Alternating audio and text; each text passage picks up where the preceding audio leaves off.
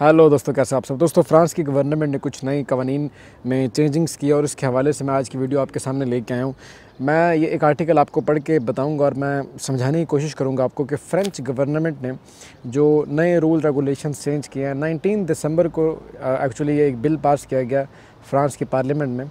जिसके हक़ में 349 और इसकी मुखालफत में 186 वोट डाले गए। तो ये बिल पास हो गया और इस बिल के तहत जो लोग फ़्रांस में रहते हैं लीगल या इलीगल तरीके से, उनकी ज़िंदगी पे इस बिल से बहुत असर पड़ेगा। इस बिल में टोटल 8 नुकात पेश किए गए, यानी कि 8 इश्यूज़ के ऊपर बात की गई है, जो कि 8 रूल्स को चेंज किया जाएगा इमिग्रेंट्स को लेके। तो ये कौन से 8 रूल्स हैं जो कि फ़्रेंच गवर्नमेंट चेंज करने जा रही है, तो इस हवाले से आज की वीडियो में बात करेंगे। सबसे जो इसमें पहला कानून है गाइज़, वो ये कि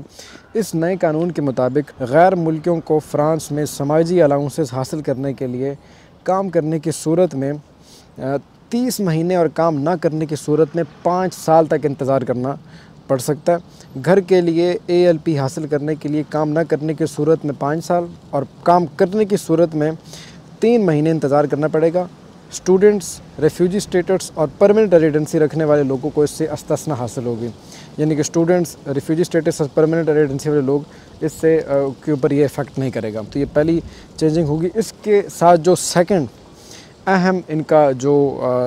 नुक्ता नज़र है जो इसको चेंज करने के लिए, वो ये कि बग़ैर पेपर्स वाले लोगों को पेपर्स देना है। इस कानून के मुताबिक ऐसे तमाम शोबों में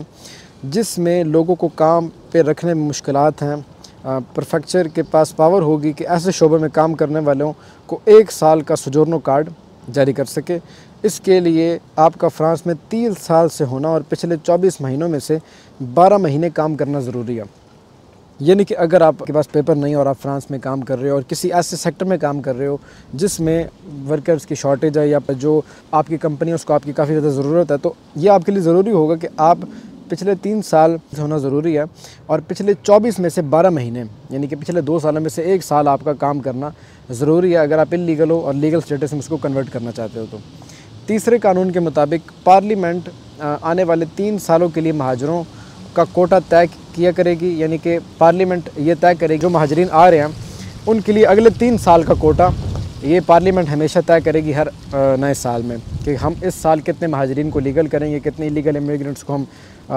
स्टेटस देंगे या नहीं, उनको हमने पेपर देने। तो ये पार्लियामेंट हर साल इसके ऊपर एक नया कोटा जारी करेगी। डबल सिटीजनशिप रखने वाले किसी भी शहरी को सरकारी इदारे में काम करने वाले के कत्ल में मुलव्वस पाया गया तो इसकी फ्रांसीसी सिटीजनशिप वापस ले ली जाएगी। और दूसरी ये कि फ्रांसीसी सरजमीन यानी कि फ्रांस में पैदा होने वाले बच्चे को अब ऑटोमेटिकली नेशनलिटी नहीं मिलेगी। इसके लिए अगर बच्चा नेशनलिटी हासिल करना चाहता है तो उसको 16 से 18 साल की उम्र में एप्लीकेशन सबमिट करनी होगी कि वो फ्रांस में पैदा हुआ है और उसको फ़्रेंच नेशनलिटी चाहिए। यानी कि अगर दोनों पेरेंट्स का ताल्लुक नॉन यूरोपियन है, दोनों पेरेंट्स, तो उनका अगर बच्चा फ्रांस में पैदा होता है तो उस बच्चे को नेशनलिटी तभी मिलेगी जब वो 16 या 18 साल का होगा और ख़ुद एप्लीकेशन सबमिट करेगा इमिग्रेशन में। गैर कानूनी तरीके से महाजरीन पर जुर्माना आयद किया जा सके, गैर कानूनी तरीके से रहने वाले महाजरीन पर, यानी कि जो इलीगल तरीके से स्टे गए हुए हैं फ़्रांस के अंदर और उन लोगों के पास कोई कार्ड वगैरह या कोई उनकी उन्होंने कहीं एप्लीकेशन भी नहीं दे रखी, तो ऐसे लोगों के ऊपर फ़्रांस में रहने पर जुर्माना आयद होगा, फ़ाइन होगा अगर वो पकड़े जाते हैं। तो अपनी फैमिली को फ्रांस बुलाने के लिए अब आपको 18 महीने की बजाय 24 महीने इंतज़ार करना पड़ सकता है। इसके अलावा आपकी माशी हालत का मुस्तहकम, यानी कि आपके बैंक में अच्छी खासी अमाउंट पड़ी होनी चाहिए, आप सेल्फ़ डिपेंडेंट होने चाहिए अगर आप अपनी फैमिली को बुलाना चाहते हैं फ्रांस में, और कम से कम 18 से 24 महीने आपको इंतज़ार करना पड़ेगा अगर आप अपनी फैमिली को फ्रांस में बुलाना चाहते हैं। और इसके लिए उनकी हेल्थ इंश्योरेंस का होना भी बहुत ज़रूरी है। स्टूडेंट्स को फ्रांस में स्टूडेंट कार्ड जारी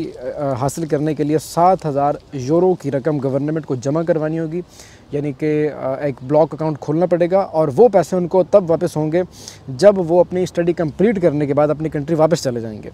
7,000 यूरो का ब्लॉक अकाउंट ओपन करना पड़ेगा और स्टडी वीज़ा पे आने वाले लोग अपनी स्टडी कंप्लीट करने के बाद वापस जब अपनी कंट्री जाएंगे तो तब उनको वो 7,000 यूरो गवर्नमेंट वापस करेगी। बीमारी वाला कार्ड, यानी कि जो लोग किसी ऐसी सिचुएशन में फ्रांस में रह रहे हैं कि वो वहाँ पे हेल्थ वीज़ा के ऊपर रह रहे हैं, यानी कि हेल्थ कंडीशन उनकी ऐसी है कि उनका इलाज सिर्फ फ्रांस में मुमकिन है, तो ऐसे लोगों के लिए अब ये रूल है कि उनको हेल्थ कैटेगरी का वीज़ा यानी कि पेशेंट्स का जो वीज़ा होता है वो तभी मिलेगा अगर उस बीमारी का इलाज उनके कंट्री में पॉसिबल ना हो। क्योंकि ऐसे बहुत से लोग हैं जो पाकिस्तान से, जैसे कि हमारे बड़े पॉलिटिकल लीडर जब वो बीमार होते हैं तो डायरेक्टली यूके का टिकट करा के यूके चले जाते हैं या फ्रांस या बड़े कंट्री से मूव हो जाते हैं। तो ऐसी सूरत में अब फ्रेंच गवर्नमेंट सिर्फ उन्हीं लोगों को ये वीज़ा जारी करेगी जिनका जो इलाज है वो उनके अपनी कंट्री में पॉसिबल ना हो। किसी भी सूरत में पॉसिबल ना हो तो फिर उनको फ्रेंच गवर्नमेंट ये वीज़ा जारी करेगी और वो आके फ्रांस में अपना